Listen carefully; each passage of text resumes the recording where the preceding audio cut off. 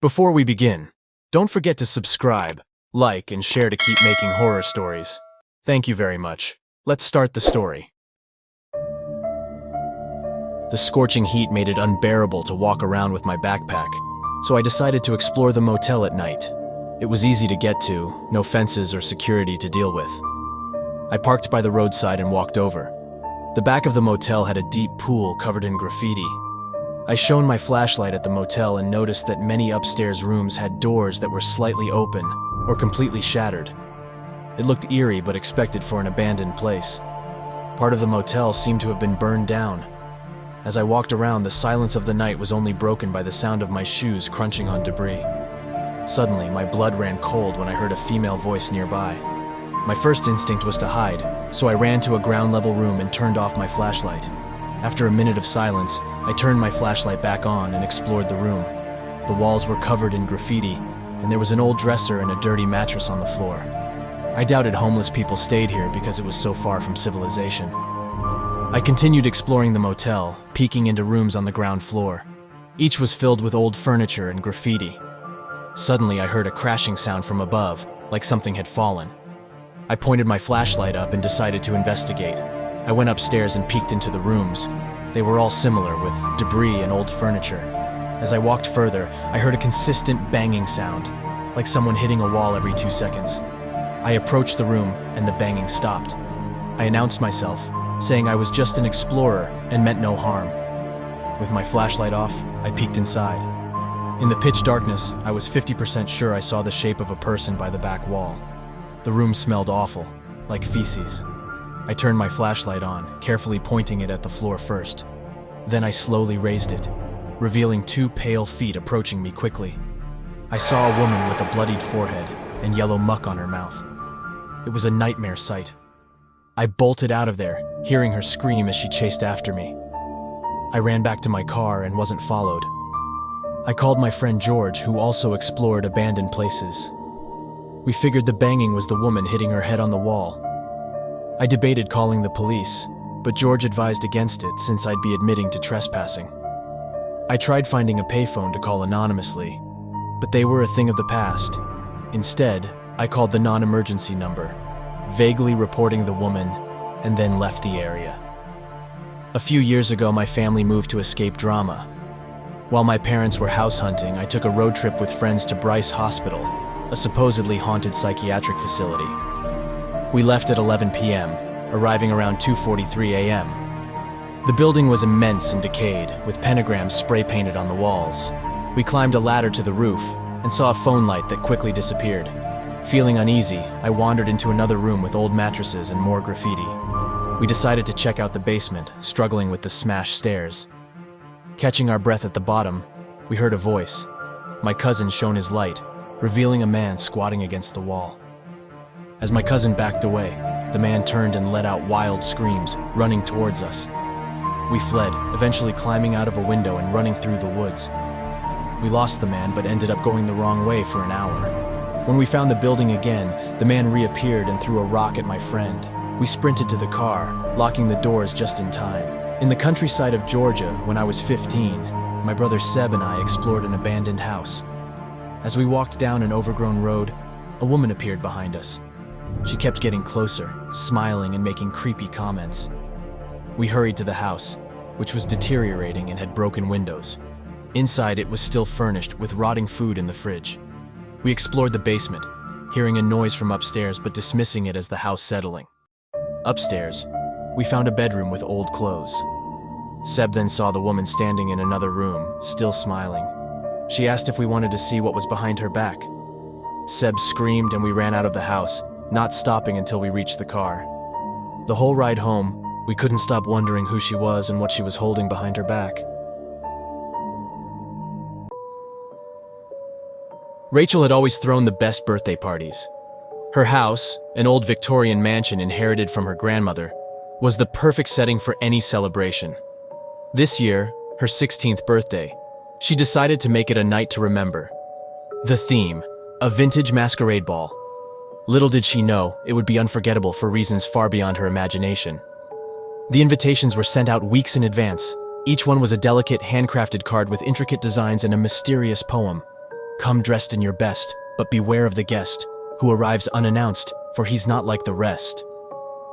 Rachel had chuckled at the spooky rhyme. She loved a good thrill, and couldn't wait to see how her friends would react. On the night of the party, the house was transformed.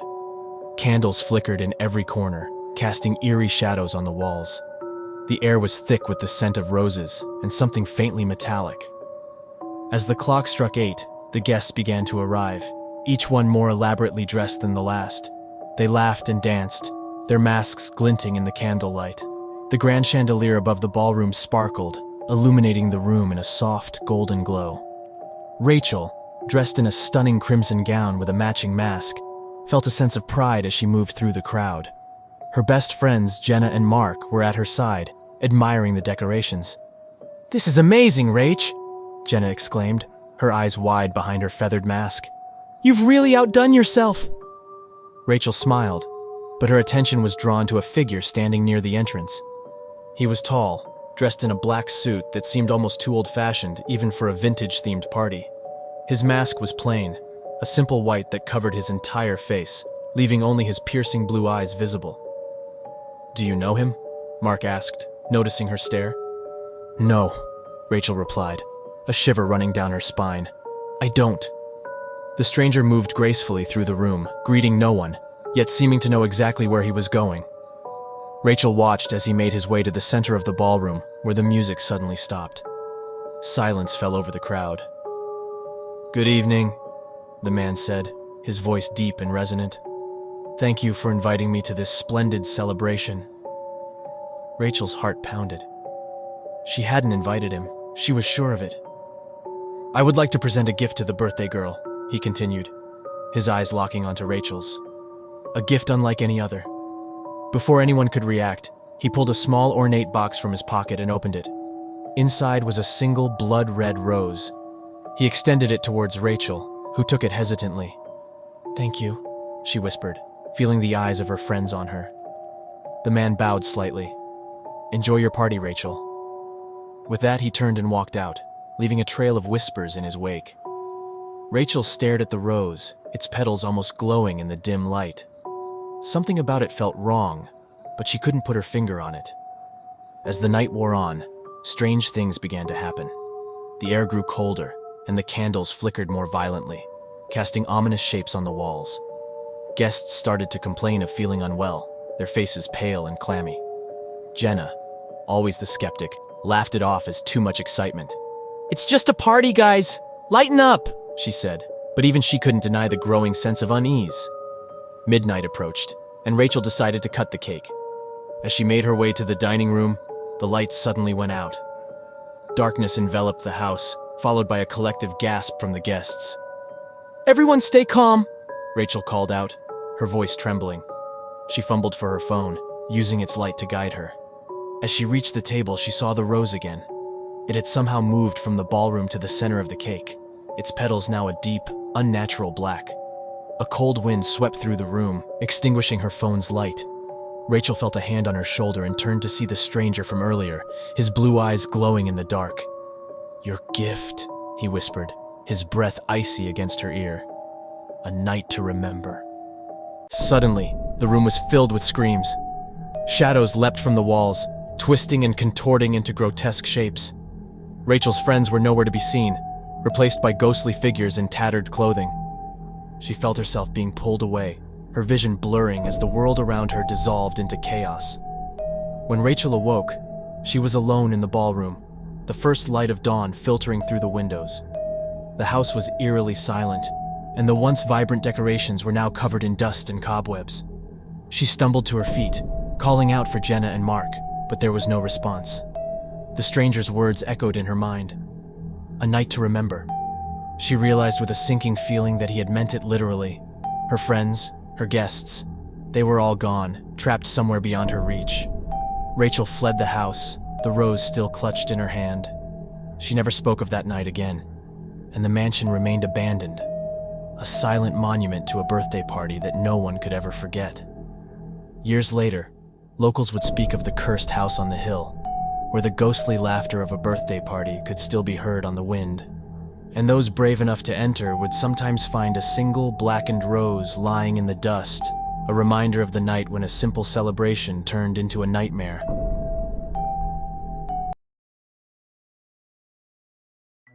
Nestled on the outskirts of the quaint village of Hallows End, the old cemetery had long been a place of whispered legends and chilling tales.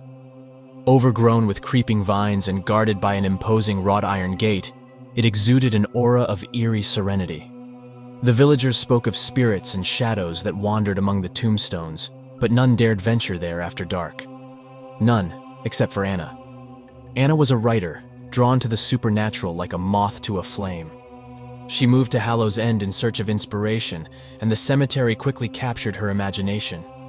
She began to visit it daily, sketching tombstones and jotting down notes, hoping to capture the essence of the stories buried there. One evening, as the sun dipped below the horizon and the cemetery was cast in a deep amber glow, Anna noticed something peculiar. A gravestone, weathered and cracked, bore the inscription, Elias Thorne, Guardian of the Restless, 1875 to 1933. She felt a strange pull towards it, as if the name itself whispered a promise of untold secrets. That night, Anna decided to investigate further.